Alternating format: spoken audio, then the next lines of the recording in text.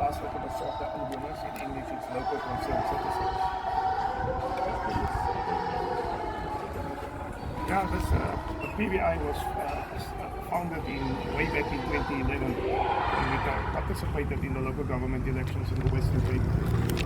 We obtained seats in the City Council and also in the district municipality in the Garden Areas. This time around we've decided to contest on a provincial level. We are contesting the Eastern Cape as a province as well as the Western Cape as a province. Because as a party we have identified these two provinces as critical provinces in terms of the lack of service delivery here. What is it that you can deliver differently to other parties? In terms of our manifesto, and what will make us different is the fact that we concentrate on 4 or 5 issues. And one of the main issues will be the issue of housing, the delivery of houses.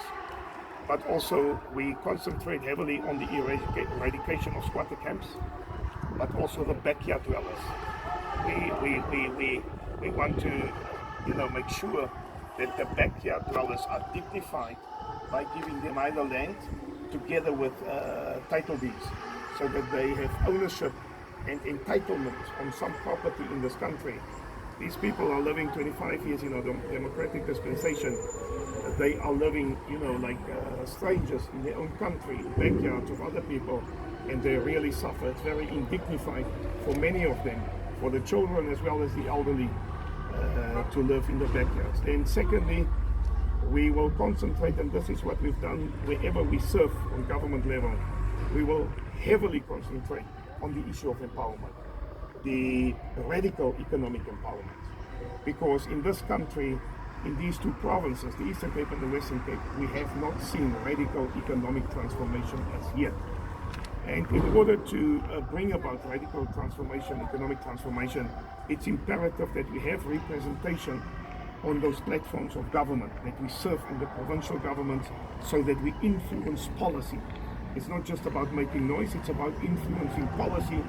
And once we've influenced policy, that policy must be executed, and it must improve the quality of life of people.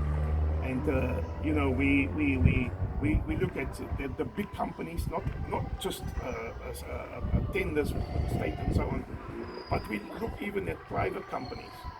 No transformation whatsoever, or little transformation within private companies, and huge companies within South Africa. And our people have not seen transformation of that economy as yet.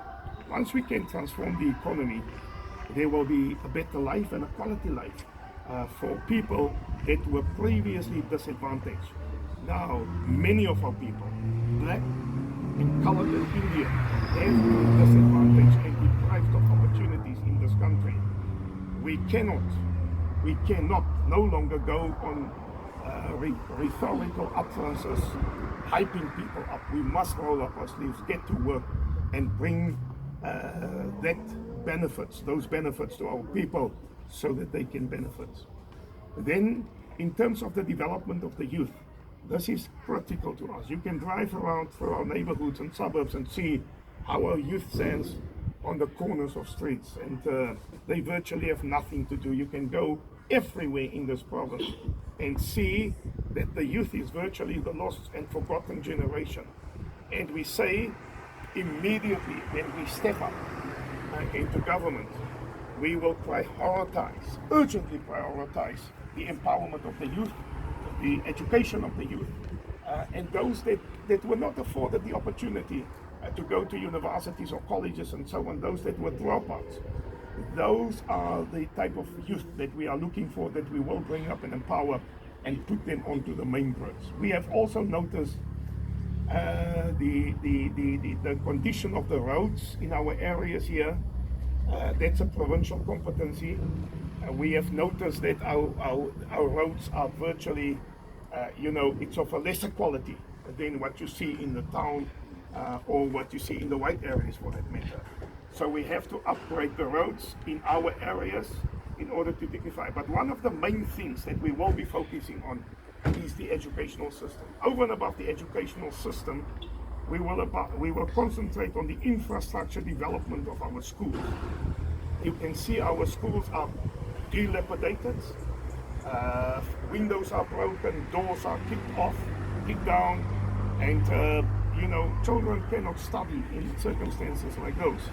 So we will urgently prioritize the upgrading of schools, but also the safety of teachers and of learners in our areas throughout the Eastern Cape, not just in colored areas, but throughout the Eastern Cape.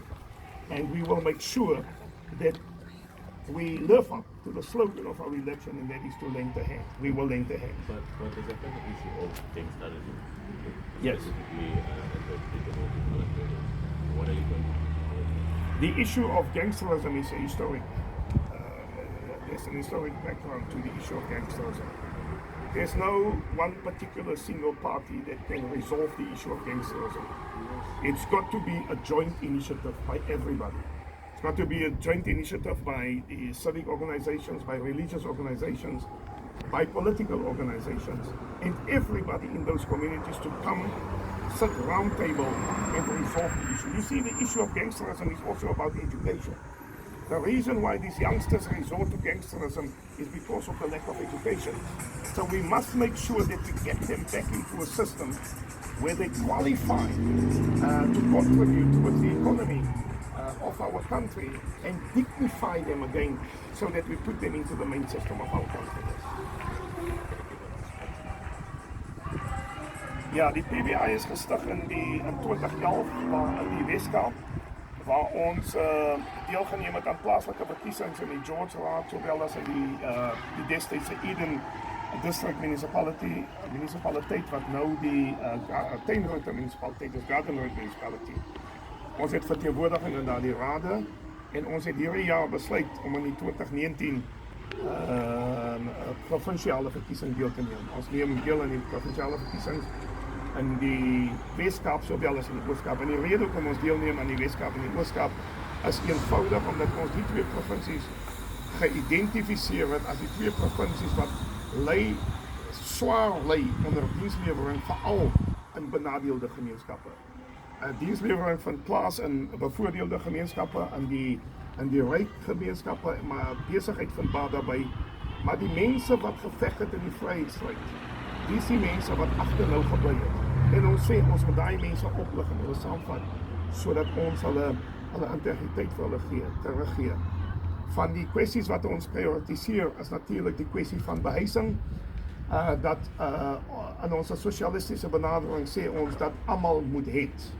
Almal moet huise het, en as mense nie huise het in terme as artikel 26 van die grondwet nie, die grondwet sê daar moet toegang tot behuising wees. En swaar op ons harte lê natuurlik die backyard dwellers, en ons moet seker maak dat daai mense ten minste 'n stukkie grond kry met 'n title deed, sodat ons hulle integriteit kan teruggee vir hulle in die omstandighede waarin hulle leef is onaanvaarbaar. Ons veroordeel die omstandighede. En dan is ons swaar op ekonomiese bemagtiging vir voorheen benadeelde gemeenskappe. Hierdie ekonomiese bemagtiging moet nie net window dressing wees nie. Dit moet bemagtiging wees wat spreek tot die core van ons gemeenskappe, wat ons mense kan oplig, wat ons mense kan bemagtig, en wat ons mense kan bring in die hoofstroom van die ekonomie. Dan is ons ook natuurlik baie swaar op die ontwikkeling van die jeug. En jy kan dwars deur ons gemeenskappe ry en sien nou die stadium is daar baie van ons jong mense wat op die hoeke van strate staan doelloos. En hulle het nergens om heen te gaan nie, hulle het uitgeval uit die skoolstelsel uit, hulle kan nie universiteit toe gaan of college toe gaan nie. En ons sê ons moet die ontwikkeling van daardie jeug prioritiseer, sodat ons hulle terugbring, ons moet hulle kwalifikasie gee en terugbring in die hoofstroom van die ekonomie. En dan in Afrikaans gesê, moet ons sê, ons konsentreer swaar op die kwessie van korrupsie. Korrupsie is endemies geword, en jy kan gaan kyk in die rade waar ons dien in die Weskaap, het ons tot burgemeesters vandag laat ondersoek vir korrupsie. En ek dink dat dit ons geprioritiseer. Die rede hoekom maar korrupsie is omdat daar 'n lack of oversight is van die oppositie en selfs van die regerende partye. En dit moet ons regstel. Ons wil hê dat mense wat in openbare posisies is, moet opleef tot hulle grondwetlike mandaat om oversight uit te oefen. En dit is die boodskap wat ons bring na die Ooskaap. Om die lewens van mense op te lig, maar ook om verteenwoordiging te hê in die wetgewer, sodat ons beleid kan beïnvloed. Jy sien, dit is 'n ander saak om hier buite te staan en geraas maak, maar dit is 'n ander saak om maar binne die beleid te gaan beïnvloed, sodat die beleid, die wetgewing, die lewens van mense kan verander. Yes, sir. You also mentioned something about radical economic transformation. Can you also talk to those issues? Ja, in terme die kwessie van radikale ekonomiese transformasie, ons glo, ons ondersteun die beginsel van radikale ekonomiese transformasie. Die tyd het nou aangebreek na 25 jaar in ons demokrasie, dat daar daadwerklik radikaal ingegryp moet word om onze ekonomie te transformeer. Die ekonomie kan nie net meer wit bevoorregte mense bevoordeel nie. Dit kan ook nie net meer 'n swart elite bevoordeel nie. Die radikale ekonomiese transformasie moet almal bevoordeel en dit met die kwaliteit van lewe van almal kan oplig. En dit is die boodskap wat ons bring as die PBI, die Plaaslike Besorgde Inwoners. Ons moet in die wetgewer kom sodat ons beleid kan beïnvloed en impakteer sodat dit 'n verskil kan maak in die lewens van gewone mense op die straat. Jy moet onthou, dis gewone mense, gewone man en vrou wat geveg het, dat bloed gevloei and our democracy was too expensive to sell it out now. We cannot be called, as this generation, we cannot be called sellouts. We've got to defend our democratic dispensation. Yes. Thank you very much, sir. We have two people.